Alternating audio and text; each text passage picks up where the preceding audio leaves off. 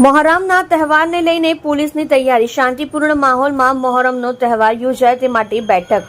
ઉમરા police હોલમાં યોજાઈ બેઠક. હિન્દુ મુસ્લિમ આગેવાનો બેઠકમાં હાજર. શાંતિપૂર્ણ રીતે ઉજવાય તે અર્થે શાંતિ સમિતિની મીટિંગનું આયોજન. પોલીસ કમિશનર અનુપમસિંહ ગેહલોતની આગેવાનીમાં બેઠક. કુલ 220 જેટલા તાજિયા નીકળશે. ચુસ્ત પોલીસ બંદોબસ્ત ગોઠવવામાં આવશે. તાજિયા જ્યાંથી નીકળે છે તે માર્ગ પર વાહન વ્યવહારના રૂટ બદલવામાં આવ્યા છે.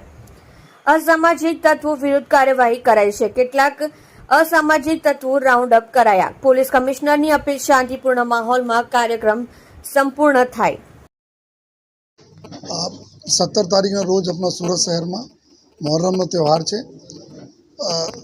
આમાં ટોટલ કરીબ 220 જેટલા આપણા તાજિયા નીકળવાના છે અને સાથોસાથ નાના મોટા જો મન્નતના તાજિયા અને પંજા વગેરે મળીને લગભગ 250 જેટલા આ ટોટલ જો પ્રોસેસનમાં જો તાજિયા ભાગ લેશે જોઈએ અને એને જ તૈયારીના ભાગરૂપે આજે એક શાંતિ સમિતિના મિટિંગના આયોજન કરવામાં આવેલા હતા.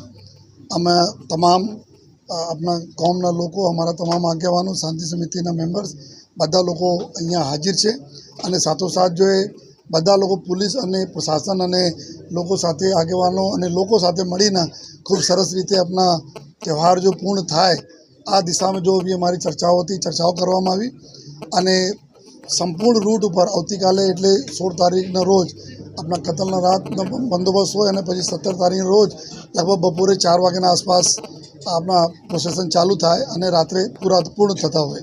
એના સમગ્ર રૂટ ઉપર જો ખાસ કરીને સુરત શહેરમાં સલાબતપુરા, મૈદલપુરા, ચોક બજાર, અઠવા લાઇન્સ, લાલગેટ આ પોલીસ સ્ટેશનો વિસ્તારમાં સૌથી વધુ પ્રમાણમાં જો આપણા તાજિયા નીકળતા હોય છે.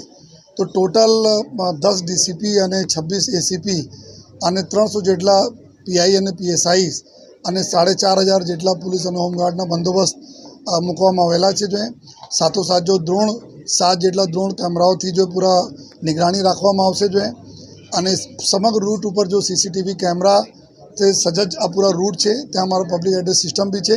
એનાથી જો બી અમે કંટ્રોલ રૂમમાંથી જો તમામ પ્રકારના વોચ રાખવામાં આવશે જેથી ખૂબ સરસ રીતે સુચારુ રૂપથી પૂરી યાત્રા પૂર્ણ થાય.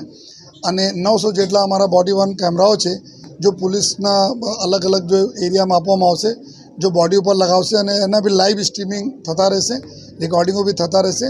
પર્પસ એટલા છે ખૂબ સારા માહોલમાં લોકો આપણા આ તહેવાર ઉજવે અને કોઈ પણ પ્રકારના જો કોઈ તકલીફ નહીં પડે. જેટલા બી એવા એન્ટી સોશિયલ એલિમેન્ટ છે જેના ઉપર પહેલે બી કાર્યવાહી થઈ છે, જો આ પ્રકારના અસામાજિક તત્વો છે જો કે ડિસ્ટર્બ ભૂતકાળો મેં કરેલા છે એના તમામ લોકો પર અટકાયતી પગલાંની કામગીરી ચાલુ છે અને સાથોસાથ આ લોકો પર બી જો અમે લોકો જરૂરી જો પગલાઓ કાયદાકીય પ્રમાણે અમે લેતા રહીશું.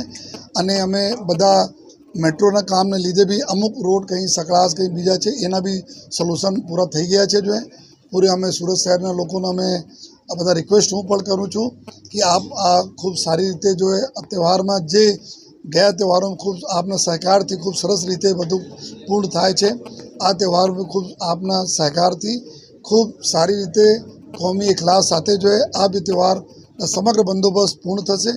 લોકો આપણા તહેવાર મનાવશે જો એવી બધાને હું વિનંતી પણ કરું છું અને ખાતરી પણ આપું છું કે સુરત શહેર પોલીસ એકદમ કટિબદ્ધ છે, સજ્જ છે આ તહેવારને સારી રીતે પૂર્ણ કરવા માટે.